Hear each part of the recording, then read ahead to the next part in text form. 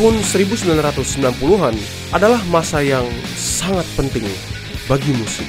Dengan ledakan teknologi yang memberikan lebih banyak cara untuk mendengarkan, berbagi, dan menciptakan musik, banyak musisi baru, baik itu penyanyi solo, rapper, atau band, mulai muncul, menciptakan segala macam musik untuk dinikmati semua orang setiap saat. Dan salah satu band yang paling berpengaruh di masa ini adalah band dengan nama Nirvana. Sebuah grup yang terdiri dari 3 anggota inti. Mereka terutama fokus pada musik rock, atau seperti yang mereka sebut, grunge alternative punk rock. Dan banyak dari kesuksesan mereka dapat dikaitkan dengan satu anggota, vokalis utama dan penulis banyak lagu-lagu mereka, Kurt Cobain.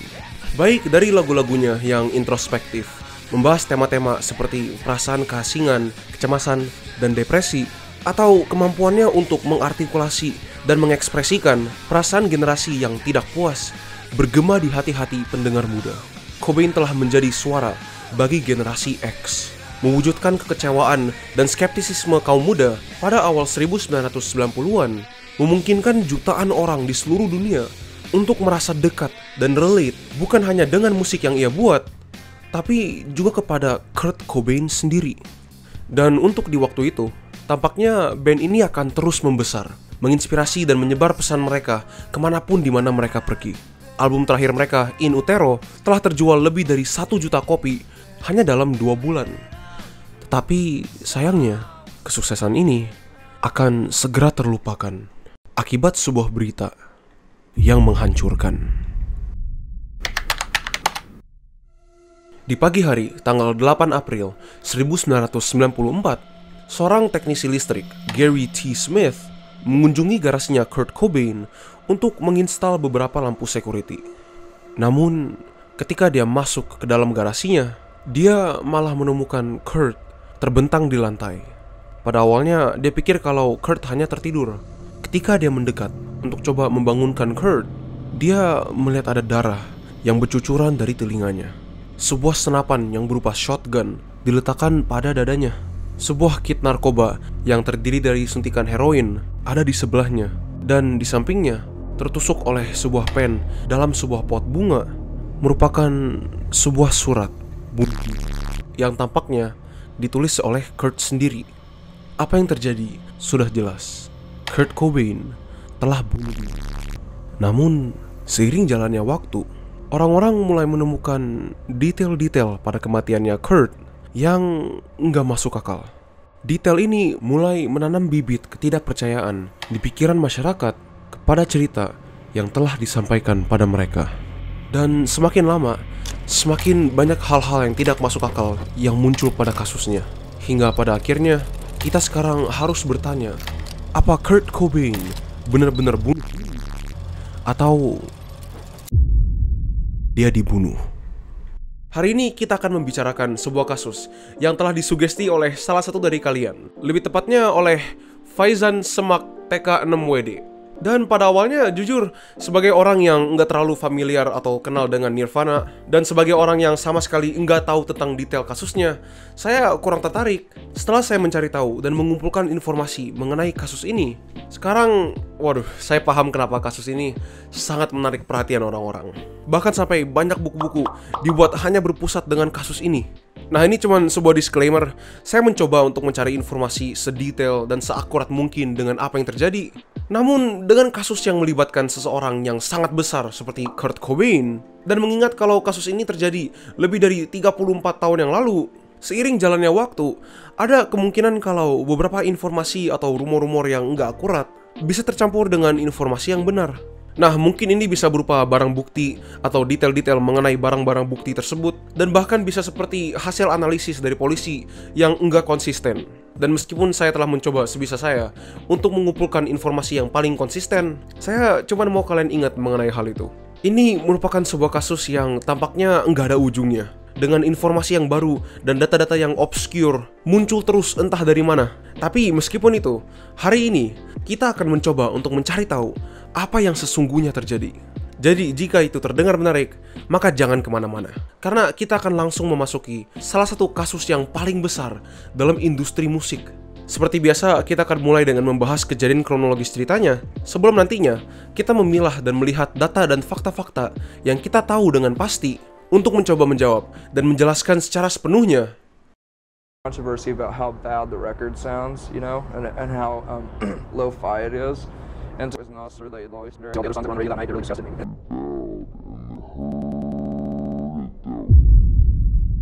Kematian Kurt Cobain.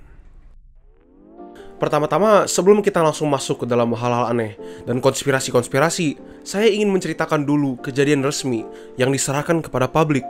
Oh, dan sedikit peringatan, ini sesuatu yang jelas tapi saya masih harus melakukan peringatan ini. Video ini akan sangat terlibat mengenai topik bunuh diri. Jadi, kalau kalian kurang nyaman dengan topik itu, kalian bebas untuk hanya menonton sampai sini. Seperti yang saya bilang di intronya, pada 8 April 1994, Gary Smith, seorang teknisi yang berniat untuk memasang lampu listrik security di garasinya Kurt Cobain, menemukan jenazahnya Kurt Cobain di lantai garasinya. Setelah ini, dia langsung menelepon pihak polisi Seattle yang kemudian langsung datang untuk menginvestigasi kejadiannya. Mereka menemukan di atas dadanya ada sebuah shotgun, lebih tepatnya shotgun model Remington 11 kaliber 20 gauge. Ini merupakan sebuah senjata yang Kurt Cobain beli di atas nama temannya. Dan alasan kenapa dia nggak membeli shotgun ini dengan nama dia sendiri adalah karena sebelumnya polisi telah beberapa kali menyita semua senjata yang dia pegang. Dan selain itu, di sekitar tubuhnya mereka menemukan sebuah surat bunuh diri yang ditusuk ke dalam sebuah pot bunga dengan pen. Nah, meskipun jenazahnya Kurt Cobain ditemukan pada tanggal 8 April, setelah melakukan investigasi dan setelah mereka analisa jenazahnya Kurt Cobain, mereka mengambil konklusi kalau dia meninggal 3 hari sebelumnya, tepatnya pada tanggal 5 April. Dan pastinya berita kematian seseorang yang sangat besar seperti Kurt Cobain langsung mencapai media, yang kemudian menyebar berita kematiannya ke publik. Dan di saat-saat ini, semua orang-orang yang mengenal Nirvana atau Kurt Cobain merasakan sebuah kehilangan yang dalam. Sebagai orang yang dianggap suara dari generasi X, seperti yang dikatakan orang-orang, kematiannya terasa seakan-akan dunia itu sendiri menderita kehilangan. Dan pastinya, dengan kasus kematian seperti Kurt Cobain, orang-orang pasti punya banyak pertanyaan. Kebanyakan orang sama sekali nggak ngerti kenapa dia memutuskan untuk bunuh diri, padahal dengan karir bandnya yang sangat sukses. Namun untuk beberapa orang tertentu, terutama mereka yang dekat dengan Kurt Cobain sendiri, kematiannya enggak se-shocking itu. Karena ternyata Kurt Cobain telah melawan penyakit mental seperti depresi untuk waktu yang sangat lama. Dan ini bukan suatu hal yang dia sembunyikan. Dia seringkali membicarakan di interview mengenai kesulitan dirinya melawan depresi. You know, suicidal. I mean, I just didn't want to live. So, I just thought, if I'm gonna die, if I'm gonna kill myself, I should take some drugs, you know. Dan bahkan dari lagu-lagu yang dia tulis dan cara dia bernyanyi, orang-orang bisa mendengar kalau suaranya bukan hanya merupakan ekspresi perasaan terdalamnya, tapi juga merupakan sebuah permintaan tolong dari seseorang yang hidup menderita. Dan bahkan dari surat terakhirnya, ia menulis kalau meskipun hidup dia sukses, dia tidak lagi senang ketika melakukan apapun. Bahkan ketika dia tampil, dia nggak merasa senang. Kejahatan terburuk yang bisa saya pikirkan adalah menipu orang dengan berpura-pura seolah-olah saya benar-benar menikmatinya 100%. Kadang-kadang saya merasa seolah-olah saya harus tempel scan sidik jari ke jam kerja sebelum saya masuk dan keluar ke atas panggung. Dan selain depresinya yang semakin memburuk, Kurt juga menderita kecanduan terhadap narkoba. Bahkan 4 hari sebelum dia meninggal, pada tanggal 1 April, dia kabur dari pusat rehabilitasi. Untuk hal ini, pusat rehabilitasi yang dia baru aja check-in 2 hari sebelumnya dengan memanjat sebuah tembok yang tingginya lebih dari 1 meter. Dan kecanduan narkoba ini merupakan sesuatu yang dia coba untuk melawan berkali-kali, tapi dia nggak pernah sampai benar-benar pulih. Dan kecanduan narkoba inilah merupakan sebuah faktor yang sangat besar dari kesedihan dan depresi yang dia rasakan. Dan faktanya kalau mereka menemukan set jarum narkoba di samping jenazahnya Kurt, menunjukkan kalau kemungkinan besar mereka juga merupakan faktor dari keputusan terakhirnya untuk. Banyak orang memiliki pertanyaan mengenai apa yang terjadi dan banyak mengincar banyak detail-detail pada kasusnya. Tapi entah kenapa, untuk waktu yang lama, sama sekali nggak ada investigasi atau analisis apapun yang dilakukan. Ini karena banyak orang memang percaya kalau Kurt Cobain bunuh diri. Dan karena itu, mereka nggak harus terlalu buru-buru melakukan analisis apapun. Itu kenapa mereka nggak memeriksa shotgun pada dadanya Kurt Cobain untuk sidik jari hingga sebulan kemudian pada tanggal 6 Mei. Dan dari sini udah muncul beberapa detail-detail aneh. Karena pada shotgunnya, mereka sama sekali nggak menemukan sidik jari apapun. Ini merupakan sebuah detail yang bertentangan dengan laporan polisi yang menyatakan kalau jenazahnya Kurt Cobain ditemukan dengan tangannya memegang barrel dari senjatanya. Dan mereka nggak cuma ngecek di shotgunnya, mereka cek di pena yang digunakan untuk menulis surat terakhirnya, mereka ngecek di kit narkobanya, disuntikannya, bahkan pada bekas peluru shotgunnya yang seharusnya dia masukin dengan tangan dia sendiri. Namun mereka semua bersih. Tapi gimana mungkin? Kenapa mereka nggak menemukan sidik jari apapun di mana-mana? Itu seharusnya mustahil, kecuali kalau senjatanya dan semua barang-barang buktinya dibersihkan sebelum dianalisis. Ini mulai memunculkan sebuah kecurigaan di pikiran banyak orang kalau mungkin kematiannya Kurt Cobain merupakan sebuah kasus yang lebih rumit dari yang mereka pikirkan. Ditambah lagi sekitar sebulan yang lalu, pada tanggal 14 April, 6 hari setelah jenazahnya ditemukan, sebuah analisis toksikologi dilakukan pada tubuhnya Kurt Cobain. Ini dilakukan karena mereka ingin tahu dengan pasti apa narkoba seperti heroin yang ditemukan dalam kit narkoba yang di sampingnya Kurt ada hubungannya dengan keputusannya untuk bunuh diri. Jadi mereka ngetes darahnya Kurt Cobain untuk morfin. Dan bagi kalian yang nggak tahu, heroin ketika diinjek ke dalam tubuh manusia akan berubah menjadi morfin melalui proses metabolisme. Dan meskipun hasilnya positif, berarti mereka memang ketemu morfin dalam darahnya Kurt Cobain. Pada laporannya toksikologis, ditulis kalau konsentrasi morfin dalam darahnya Kurt itu merupakan 1,52 mg per liter. Dan kalau kalian nggak tahu, itu jumlah yang sangat-sangat banyak. Lebih dari 12 kali lipat dosis mematikan morfin bagi orang biasa. Dan bahkan itu belum semuanya. Selain morfin, mereka juga menemukan sesuatu yang bernama Valium, atau lebih tepatnya diazepam. Itu sebuah obat yang berbeda. Saya ingin kalian ingat detail-detail ini, karena sangat penting buat hal-hal yang akan kita bahas nanti. Tapi hal-hal yang buat orang-orang benar-benar curiga mengenai kematiannya Kurt Cobain adalah pihak polisi dari Seattle sendiri. Karena polisi tampaknya sangat nggak peduli dengan kematiannya Kurt Cobain. Atau lebih tepatnya, mereka seakan-akan menghindari untuk melakukan investigasi atau penelitian apapun mengenai kasusnya. Beberapa dari mereka kan ada di lokasi di mana Kurt Cobain ditemukan. Dan mereka ada mengambil foto-foto lokasi dan jenazahnya menggunakan sebuah Polaroid. Namun entah kenapa, foto-foto ini nggak pernah dipublikasikan. Tapi jujur ini nggak terlalu aneh, karena mungkin aja mereka ingin menghormati kematiannya Kurt Cobain, dan mereka ingin menghormati keluarganya agar foto jenazahnya Kurt Cobain nggak disebar kemana-mana. Namun hal ini tetap membuat orang curiga, karena jumlah orang yang percaya kalau Kurt Cobain dibunuh semakin besar, dan mereka ingin melihat bukti, foto bukti yang polisi nggak mau kasih. Dan kecurigaan serta tekanan dari publik untuk melihat foto-foto jenazahnya Kurt Cobain semakin membesar, tapi polisi masih nggak mau melepaskannya. Hingga kemudian 20 tahun setelah kematiannya Kurt Cobain, seorang detektif yang bernama Mike Siesinski diminta oleh media dan publik untuk menginvestigasi foto-foto ini. Dan setelah dia melihat dan mengevaluasi foto-fotonya, dia mengambil konklusi kalau kematiannya Kurt Cobain memang sebuah kasus bunuh diri. Tapi bahkan setelah ini, foto-fotonya masih nggak dirilis ke publik. Ini foto-fotonya. Inilah foto-foto jenazah Kurt Cobain yang sangat diincar oleh orang-orang. Seperti yang kalian lihat, mereka nggak menunjukkan apapun. Polisi Seattle akhirnya merilis foto-foto ini karena mereka mengatakan kalau meskipun sudah 20 tahun setelah kematiannya Kurt Cobain, setiap minggu mereka masih mendapatkan setidaknya satu request permintaan untuk foto-fotonya dirilis ke publik, atau permintaan untuk membuka investigasi mengenai kematiannya Kurt Cobain. Jadi dengan semua detail-detail mengenai kasus ini, dan barang bukti serta laporan dan hasil analisis yang enggak konsisten, bersama dengan pihak polisi Seattle yang tampaknya sangat enggak tertarik untuk melakukan investigasi apapun mengenai kasus ini, apa kita masih bisa mengatakan dengan kepercayaan penuh kalau Kurt Cobain bunuh diri?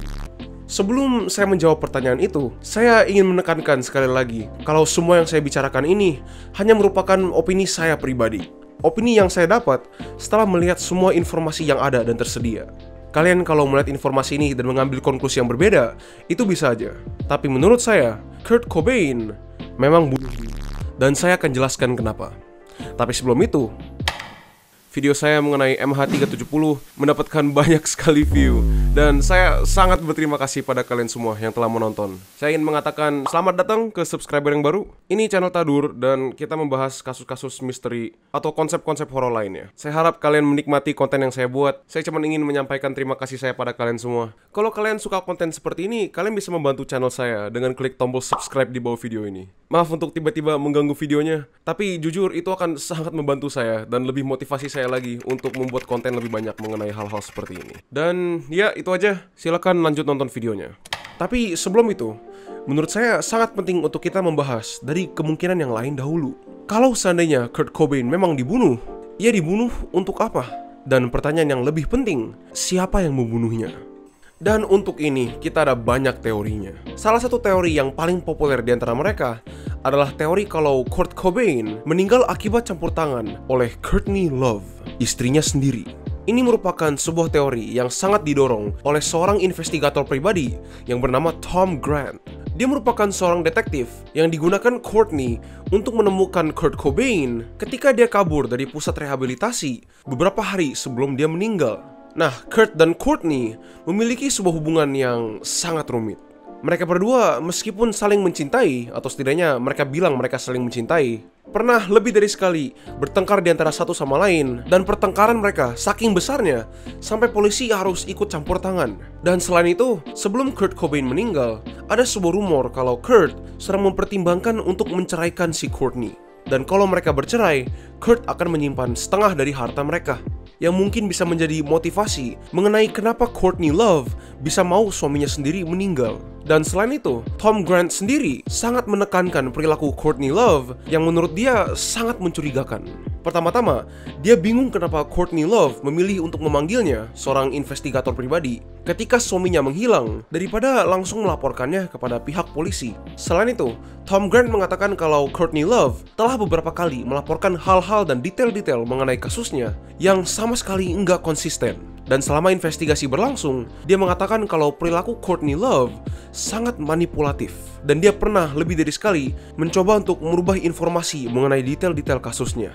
Seperti contohnya, di sebuah interview, Courtney Love melaporkan kalau dia sebenarnya udah melaporkan si Kurt Cobain menghilang beberapa hari sebelum dia meninggal. Tapi nyatanya, dia baru saja pada tanggal 2 April mendapat telepon langsung dari Kurt Cobain. Dan besoknya pada tanggal 3 merupakan hari di mana dia mencari Tom Grant untuk menginvestigasi mengenai keberadaannya Kurt Cobain. Dan Tom Grant sendiri mengatakan kalau saat ini dia pernah beberapa kali memberikan informasi yang enggak konsisten dan enggak akurat mengenai keberadaannya Kurt. Tapi salah satu bagian detail yang paling penting mengenai teori ini tersirat dalam surat bunuh diri Kurt Cobain sendiri. Dalam suratnya, ia membicarakan bagaimana ia telah kehilangan passionnya untuk musik. Dia mulai ada perasaan benci ketika tampil di atas panggung dan membenci semua penggemar-penggemarnya. Perasaan benci ini ditemani dengan rasa bersalah yang sangat kuat yang ia rasakan pada semua fansnya. Dia membenci penggemar-penggemarnya, tapi orang yang lebih dia benci daripada mereka adalah dirinya sendiri karena dia telah membenci orang-orang yang mendukungnya. Beberapa orang menginterpretasikan perkataannya bahwa ia merasa kalau kesuksesan inilah merupakan sesuatu yang menghancurkan hidupnya. Dan menurut Grant, surat ini bukanlah surat bunuh diri, tapi surat yang menyatakan kalau dia ingin keluar dari Nirvana. Namun, di bagian terakhir suratnya, di bagian yang menyatakan niat Kurt Cobain untuk bunuh diri, ada sesuatu yang salah. Setelah tulisan tangan ini dianalisis oleh berapa banyak ahli tulisan tangan, mereka mengatakan kalau tulisannya tampaknya ditulis oleh orang lain yang mencoba untuk mengikuti gaya bicara dan meniru tulisan tangannya Kurt. Dan hal ini merupakan hal yang hanya bisa dilakukan oleh seseorang yang sangat dekat dengan Kurt. Dan siapa lagi orang itu? Kalau bukan Courtney.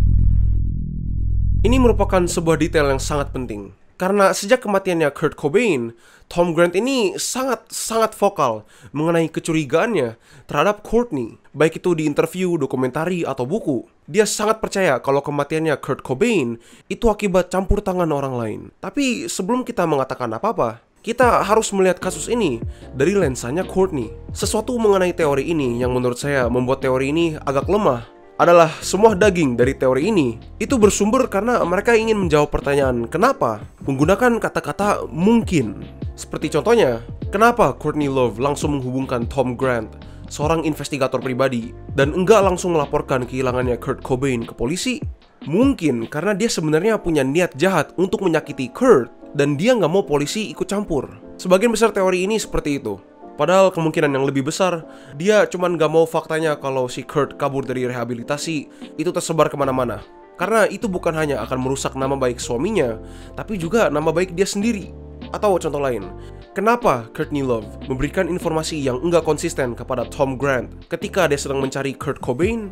Mungkin karena dia nggak mau Tom Grant mengetahui kalau dia ada hubungannya dengan kematian Kurt. Dan mungkin dia hanya mempekerjakan Tom Grant untuk mengurangi kecurigaan orang lain terhadap dirinya.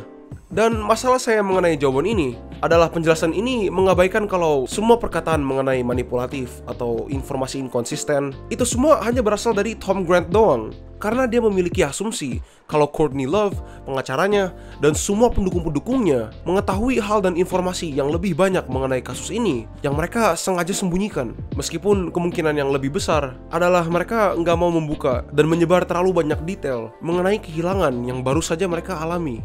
Coba kalian bayangin kalau seseorang yang dekat dengan kalian meninggal dan yang pertama kali orang lakukan adalah mempertanyakan semua detail-detailnya kepada kamu. Oh, meninggalnya kayak gimana? Meninggalnya kenapa? Kapan? Bagaimana? Kok bisa? Kalian pasti akan langsung mengatakan apapun agar orang itu diem, karena kamu sendiri masih belum siap untuk mengatakan apapun. Dan mengenai fakta kalau Courtney Love memberikan informasi yang salah kepada Tom Grant mengenai keberadaannya Kurt Cobain, kalian harus ingat kalau ketika mereka berdua sedang mencari Kurt Cobain, Courtney sama seperti Tom Grant sama sekali nggak tahu apapun mengenai keberadaan atau lokasinya Kurt. Karena kalau dia tahu, buat apa dia mempekerjakan seorang investigator pribadi seperti Tom Grant? Tom Grant berasumsi kalau Courtney Love punya informasi mengenai keberadaannya Kurt Cobain yang lebih banyak daripada informasi yang dia punya, dan sengaja melencengkan informasi tersebut untuk menyembunyikan sesuatu. Padahal jumlah informasi yang mereka berdua ketahui itu sama, yaitu nggak terlalu banyak.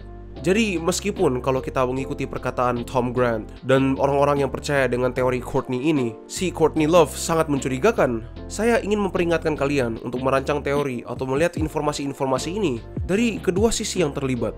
Tapi selain itu, sebuah detail yang seringkali diungkit ketika membicarakan teori ini adalah kartu kreditnya Kurt. Karena ketika mereka menganalisis sejarah transaksinya kartu kreditnya Kurt, ada beberapa hal yang sangat aneh. Setelah Kurt Cobain kabur dari pusat rehabilitasinya, dia menggunakan kartu itu untuk membayar penerbangan pulang dia kembali ke Los Angeles. Dan di sekitar waktu yang sama, Courtney yang baru dapat kabar kalau Kurt Cobain telah kabur, langsung bertindak dan menelpon banknya untuk segera menonaktifkan kartu kredit tersebut. Namun setelah ini, ada seseorang yang terus mencoba untuk mengambil uang dari kartu kreditnya Kurt Cobain. Pertama pada 4 April, satu hari sebelum dia meninggal, di mana ada seseorang yang menelpon bank untuk mencoba menarik $5.000 dari akunnya Kurt. Dan setelah ini, beberapa hari setelah dia meninggal, ada orang yang mencoba lagi mengambil $2.500 dari akunnya Kurt. Dan habis ini sekali lagi, orang itu mencoba mengambil $1.000 dari akunnya. Tapi sesuatu yang penting, untuk mengambil uang dari kartu kreditnya Kurt, mereka harus menelpon banknya untuk minta kartunya diaktifkan kembali. Dan mereka harus bisa menjawab pertanyaan dari banknya untuk mengkonfirmasi identitas mereka. Dan dari ketiga kalinya, orang mencoba untuk menarik uang dalam jumlah besar dari kartu kreditnya Kurt, tiga-tiganya ditolak oleh banknya.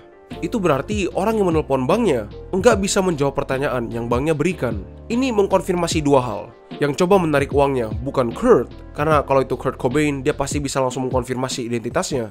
Tapi yang lebih penting, orang itu juga bukan Courtney. Karena kalau Courtney punya informasi untuk menonaktifkan kartunya, dia harusnya punya informasi yang sama untuk mengaktifkan kartunya kembali. Jadi ini menimbulkan pertanyaan, siapa yang mencoba untuk mengambil uang dari kartu kreditnya? Nah, ini membawa saya ke teori populer selanjutnya, yaitu teori kalau Kurt Cobain dibunuh akibat campur tangan orang yang terlibat dengannya melalui narkoba yang dia pakai. Seperti yang saya bilang, Kurt Cobain bukan orang yang asing dalam penggunaan dan pengkonsumsi narkoba yang ilegal, yang termasuk morfin, heroin, kokain, dan banyak lainnya. Dan karena ini, beberapa orang pikir kalau mungkin aja dia ada terlibat masalah dengan salah satu kartel penjual narkoba. Dan mungkin itulah alasan kenapa dia kabur dari pusat rehabilitasi. Dan mungkin masalah Kurt Cobain yang terlibat dengan kartel penjual narkoba ini sangat besar, hingga akhirnya mereka memutuskan untuk membunuhnya dalam garasinya sendiri. Namun ada banyak sekali hal yang enggak cocok dengan teori ini. Pertama-tama, sama sekali enggak ada tanda keributan atau kekerasan apapun di sekitar lokasi di mana Kurt Cobain ditemukan. Pada laporannya, enggak pernah ditulis kalau tubuhnya ditemukan adanya memar, luka-luka lecet, bengkak, atau tanda luka apapun, kecuali 2 luka suntik yang ada di bagian dalam siku kiri dan kanannya, yang kemungkinan besar merupakan luka yang Kurt buat sendiri untuk menyuntik narkobanya ke dalam darahnya. Dan sama sekali nggak ada barang dalam rumahnya Kurt Cobain yang dicuri. Kalian mungkin pikir kalau emang orang lain yang melakukannya, mereka pasti bakal ngambil setidaknya sesuatu dari rumahnya Kurt Cobain. Dan posisi shotgun pada dadanya Kurt Cobain itu mengsugestikan kalau orang yang menarik triggernya adalah dirinya sendiri. Dan kalau seandainya dia dibunuh tiba-tiba, saya sendiri sangat ragu kalau beberapa orang yang dikirim oleh organisasi narkoba bisa meniru tulisan tangannya Kurt Cobain sedekat ini. Dan mungkin kalian tanya, kalau memang dia dibunuh, kenapa shotgunnya bersih? Kenapa semua barang-barangnya bersih? Nah, saya ingin mengingatkan kalian kalau pihak penyelidik enggak memeriksa shotgunnya untuk pertanda sidik jari apapun hingga 2 hari setelah mereka menemukan tubuhnya. Dan jangan lupa juga kalau Kurt Cobain meninggal pada tanggal 5 April, 3 hari sebelum dia ditemukan. Jadi ada kemungkinan besar kalau sidik jarinya telah memudar semua. Tapi kalau gitu, bagaimana dengan laporan toksikologisnya? Laporan yang menunjukkan kalau jumlah morfin dalam darahnya Kurt Cobain itu dalam konsentrasi 1,52 mg per liter darah, sekitar 7 kali lipat dari dosis mematikan untuk orang normal. Kalau memang begitu banyak narkoba ditemukan dalam darahnya, gimana caranya dia bisa memakai sebuah shotgun dan menulis surat kematiannya? Dan untuk itu, kita harus ingat kalau dosis mematikan adalah sebuah kata yang sangat ambigu. Dan dosis mematikan atau lethal dose yang orang bicarakan ketika orang membandingkan konsentrasi morfin dalam darahnya Kurt Cobain itu 7 kali lipat dari dosis mematikan yang biasa adalah 0,2 mg per liter darah, yaitu merupakan lethal dose atau dosis mematikan untuk orang biasa. Tapi semakin banyak orang menggunakan heroin, ingat kalau heroin disuntik ke dalam tubuh dia berubah menjadi morfin, toleransi tubuhnya terhadap morfin itu semakin besar.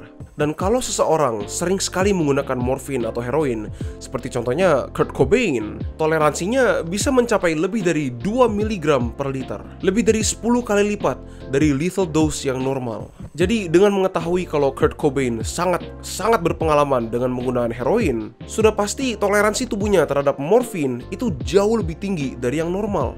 Jadi kemungkinannya cukup besar kalau dia masih memiliki kesadaran yang cukup untuk menggunakan shotgun atau menulis surat, bahkan setelah menginjeksi begitu banyak morfin dalam tubuhnya.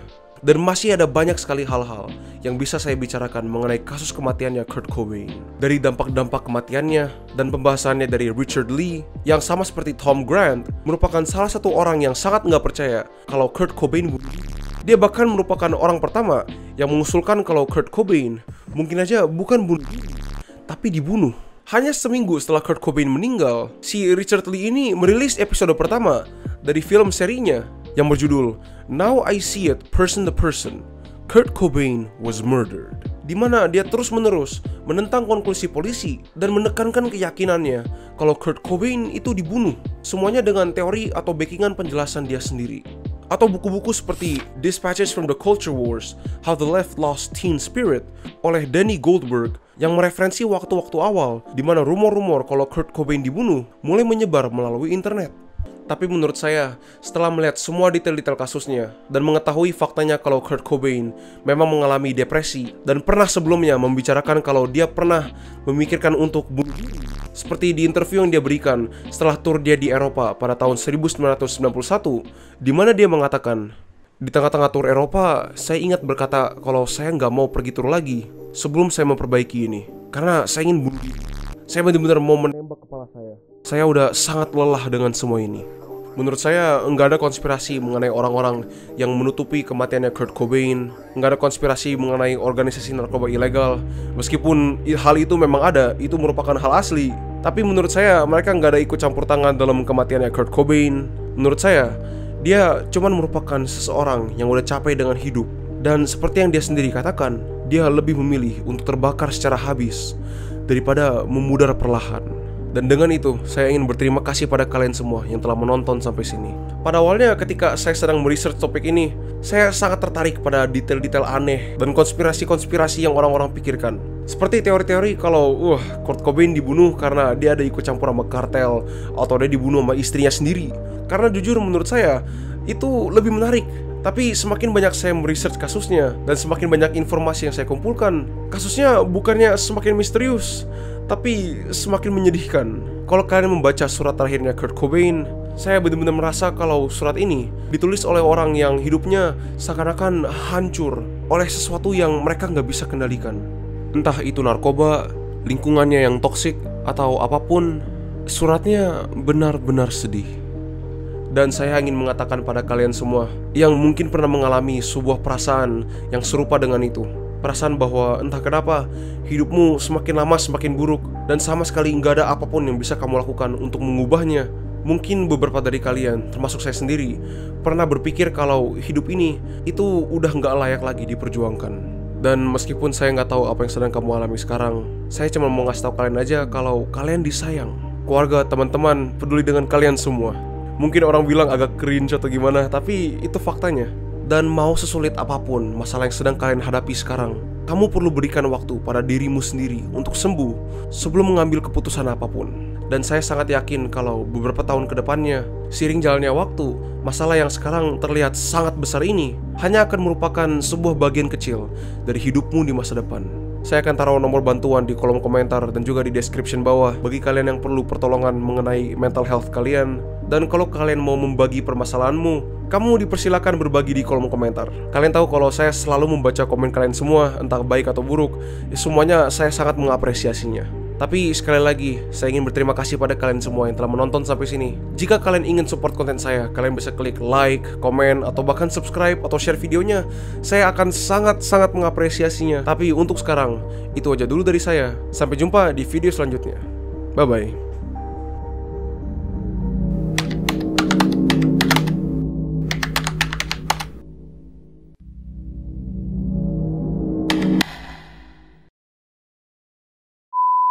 Menurutnya bagus dari channel ASMR. You don't have what it takes. Why? I'm breathing heavily. Adalah kartu kreditnya Kurt. Kartu kreditnya Kurt. Try saying that. Kartu kreditnya Kurt. Kartu kreditnya Kurt. Oh. Kartu kreditnya Kurt. Kartu kredit Kurt.